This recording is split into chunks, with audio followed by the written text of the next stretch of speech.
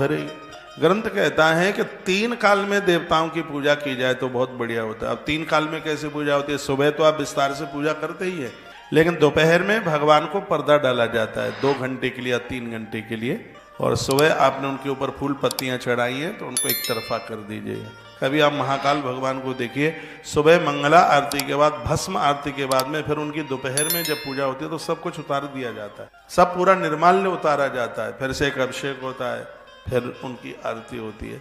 चलो ठीक है, घर में उतना सब विस्तार नहीं हो सकता तो उसका संक्षिप्तीकरण तो आप कर ही सकते हैं। इस ग्रंथ में देवी महात्म्य में वर्णन किया गया त्रिकालम पूजनम नित्यम, जिस घर में 3 बार दिन में भगवान का दर्शन किया जाता है, भगवान का वंदन प्रणाम किया जाता है, गीत वादित नित्यश, और वहां पर भगवान की स्तुति की जाती है, तो वर्णन किया गया है कि मैया भगवती उनके घर को दिव्य मणि द्वीप बना देती है, उस घर में किसी भी प्रकार की कोई कमी नहीं रहने देती। और आपकी पूजा में 5 देवता जरूर होने चाहिए, यदि 5 नहीं है तो आपका मंदिर अधूरा है बिल्कुल। एक तो अष्ट धातु के आप भगवान सूर्य चक्र लगाइए मंदिर में, ये बहुत ज्यादा जरूरी है। भगवान गणेश जी, सबसे पहले मैं नाम ले रहा हूं भगवान गणेश, फिर है माँ दुर्गा। दुर्गा जी जो शेर पर बैठी है, 8 भुजा हैं जिस माता के। मैया की 8 भुजा क्यों है? यदि आप ठीक से सुनते हैं तो कल मैंने निवेदन किया, मैया का मुख 1 है, भुजा 8 है, शक्ति है ना, तो इसका मतलब जानते हैं ना, घर में बोलने वाला 1 हो और करने वाले 8 हो, और 8 के 8 बोलेंगे नहीं, तू कहता है वो नहीं करेंगे, हम कहेंगे वो होगा, तो सब बिखर जाएगा।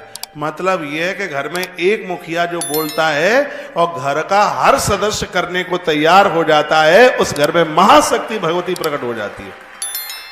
उस घर के कभी काम बिगड़ ही नहीं सकते। अब देवरानी का ये हो, जेठानी का ये कहे हो, सास का ये हो, और ससुर कहे कि ये हो, भाई कहे ये हो, तो कुछ भी नहीं होगा, सब बिखर जाएगा। माता के 8 हाथ क्या कहते हैं? 8 दिशा 8 है, इसलिए तो मैया के 8 हाथ है। दिशाएं 8 हैं तो मैया के 8 हाथ ये कहना चाहते हैं कि सिंह में इतनी बड़ी ताकत है, इतनी बड़ी शक्ति है सिंह में।